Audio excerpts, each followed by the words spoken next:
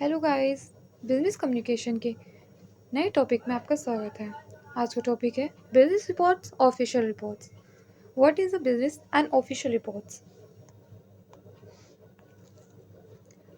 A report may be defined as a form of the systematic presentation of information relating to an event, program of actions, or some business activities. It is a kind of a written statement of results, events, qualities, conditions, programs, and interpretations of the records that may lead to conclusions and suggestions. Business reports क्या होती है? यह एक अब business report define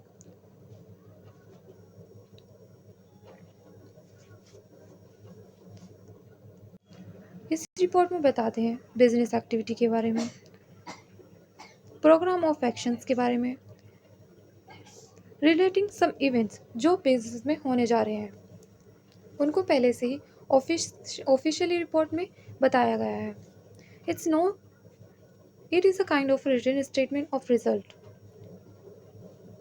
events, qualities, condition, programmes, interpretations of records. यह परिणामों, घटनाओं, स्थितियों, प्रगति और लिखित व्याख्या का एक विवरण है।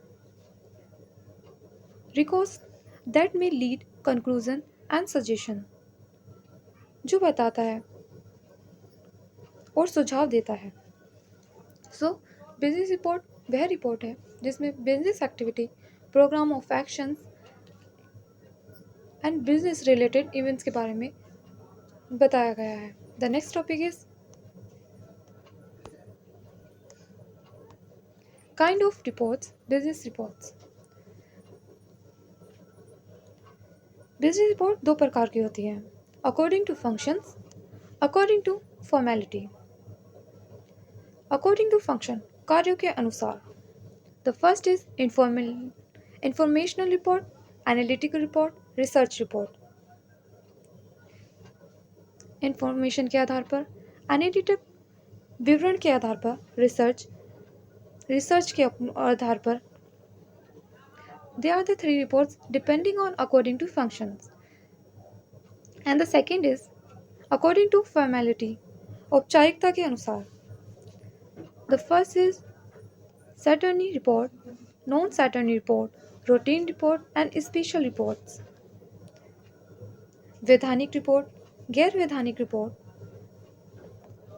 नियमित रिपोर्ट एंड विशेष रिपोर्ट्स। ये औपचारिकता के अनुसार बिजनेस रिपोर्ट दी गई है। The next topic is informational report. This report contain the data collected or the fact observed in an organization form. It presents the situation as it is. इस report में जो data collect होता है और जो दिखाया गया है उन तथ्यों को व्यवस्थित रूप में शामिल किया गया है। इंफॉर्मेशन रिपोर्ट में जिस डाटा को कलेक्ट करते हैं और उसी को ही शो करते हैं, वह जिस फॉर्म में होता है उसी रूप में उसे प्रस्तुत करते हैं। Present this situation. Information report में डाटा को जिस फॉर्म में कलेक्ट किया जाता है उसी फॉर्म में उसे रिप्रेजेंट किया जाता है। The next is feature of information report.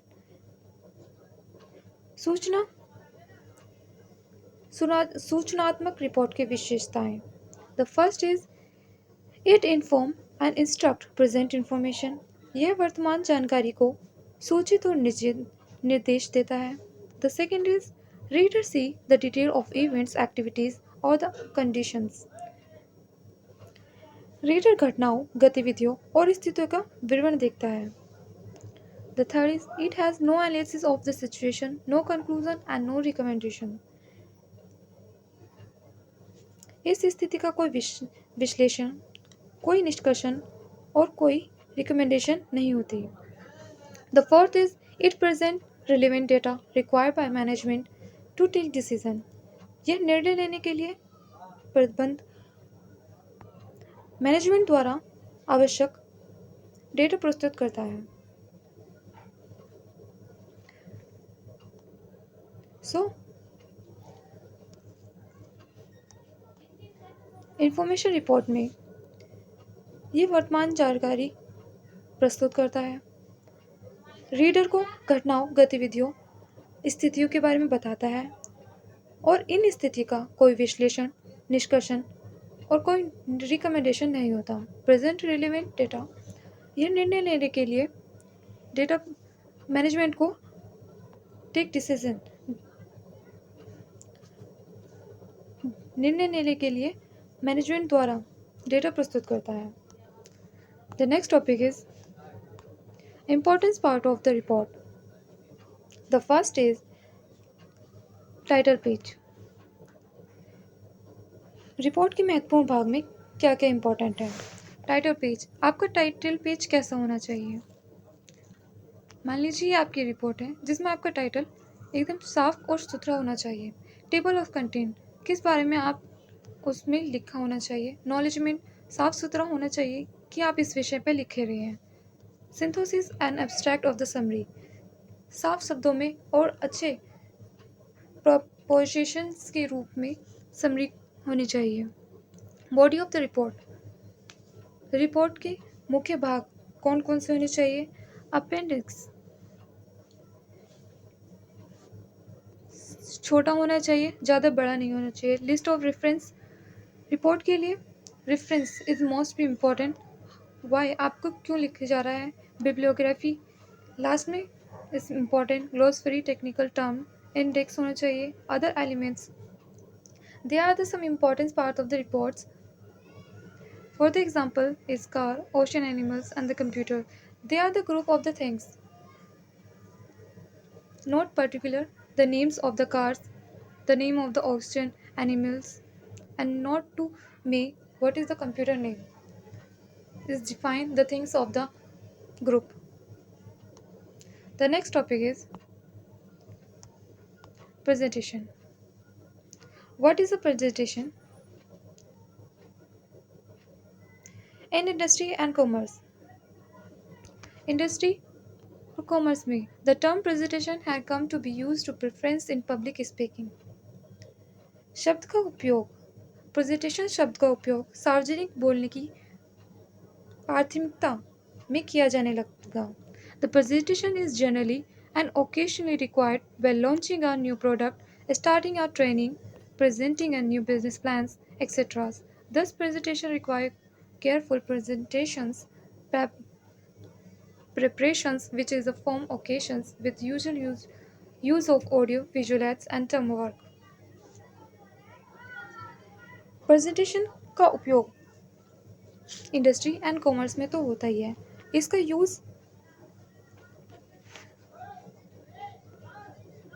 सार्वजनिक जगहों पर बोलने के लिए किया जाने लगा। किसी नए presentation is generally occasions required by launching a new product. किसी नए उत्पादन को लॉन्च करते समय, स्टार्टिंग अ ट्रेनिंग शुरू करते समय, presenting a new business plans और अपने प्लान को बताने के लिए प्रेजेंटेशन शब्द का यूज़ होने लगा। 10 प्रेजेंटेशन, इस प्रकार presentation required carefully preparation with form occasions with usually as audio visualized. Presentation के लिए सावधानी पूर्वक तैयारी की आवश्यकता होती है, जिसे आप audio video and team work के सामान्य उपयोग के साथ कर सकते हैं। The next topic is what is a oral presentation. When a person expresses his view in his own words on a predetermined topics, it is a called oral presentation. Oral presentation is referred to speech represent before a group audience to tell about a product, idea or service, etc. When a person express, जब कोई व्यक्ति his view express, जब कोई व्यक्ति अपने words express करता है, बताता है, अपने शब्दों को अपने वैचारिक तौर पर अपने शब्दों में अपने विचार व्यक्त करता है, तो उसे ओरल प्रेजेंटेशन कहते हैं। Oral presentation refer the speech presentation.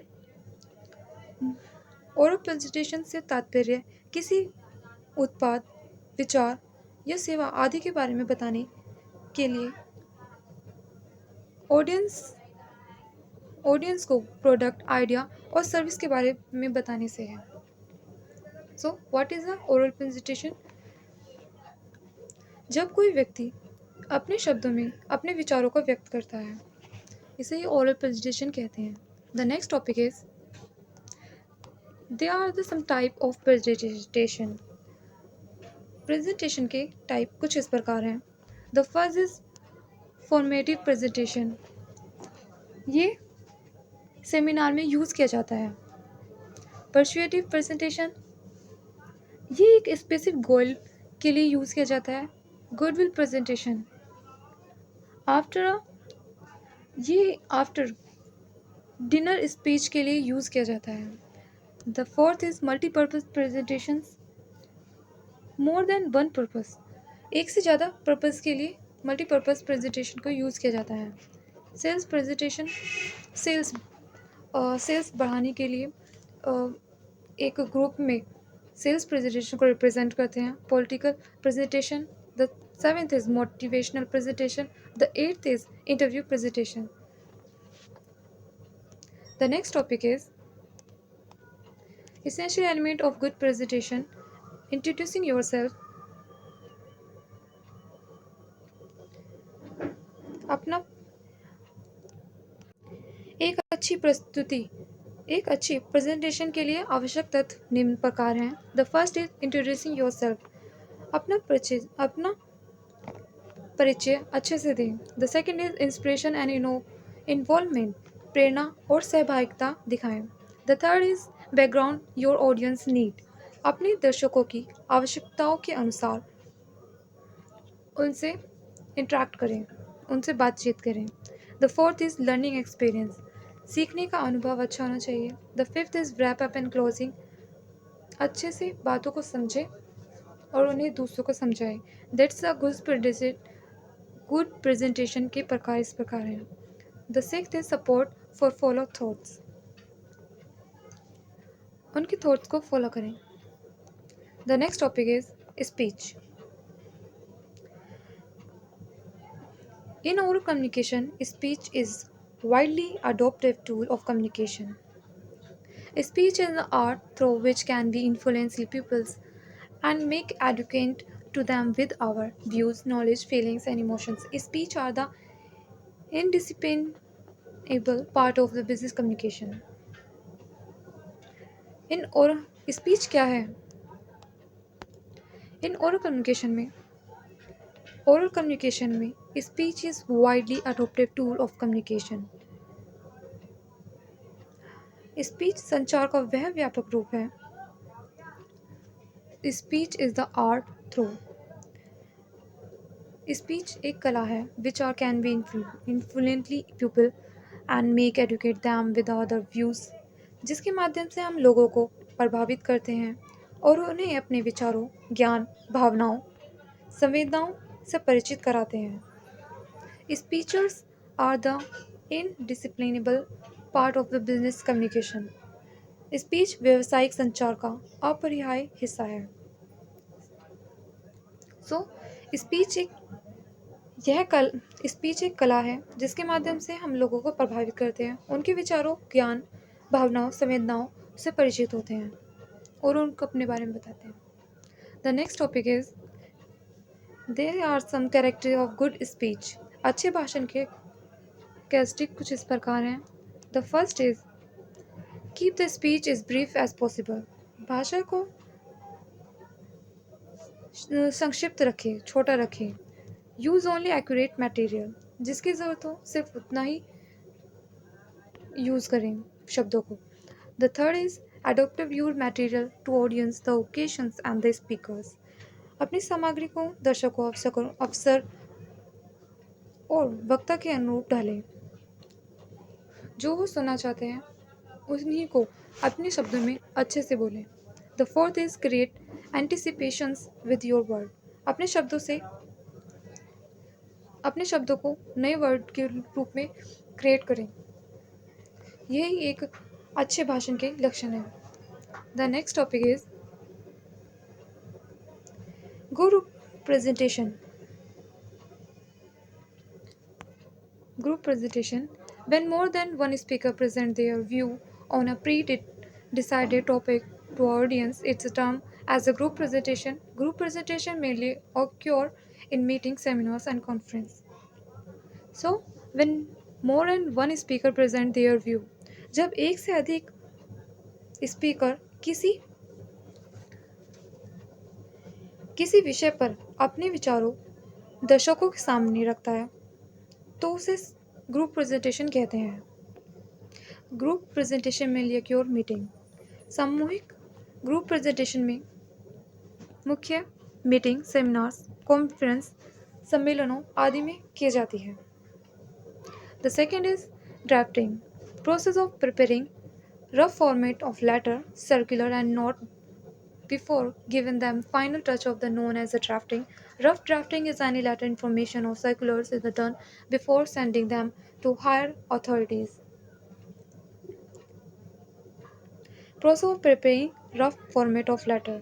Letter को रफ फॉर्म में लिखना, circular, notice, note before given, उसे एक फाइनल टच देने से पहले एक रफ फॉर्म में लिखना ही ड्राफ्टिंग कहलाता है। Drafting is any letter, information, circular done for किसी भी पत्र, सूचना या सर्कुलर डेटा को उच्च अधिकारियों तक पहुंचाने से पहले उसे एक कच्चा प्रारूप एक रफ फॉर्म में तैयार किया जाता है, उसे ही ड्राफ्टिंग कहते हैं। The next is editing. Editing is very important step in achieving writing skill because mistake in writing can change the entire meaning of the sentence. It is seen in the adding whether the selection of the words is adoptive or not. Language of drafting is of high quality. There is no technical mistakes or format of drafting is perfect or not, etc. Editing is the most important achieving the writing skills. Writing skill में editing एक बहुत ही महत्वपूर्ण कदम है because mistake is writing, क्योंकि लेखन में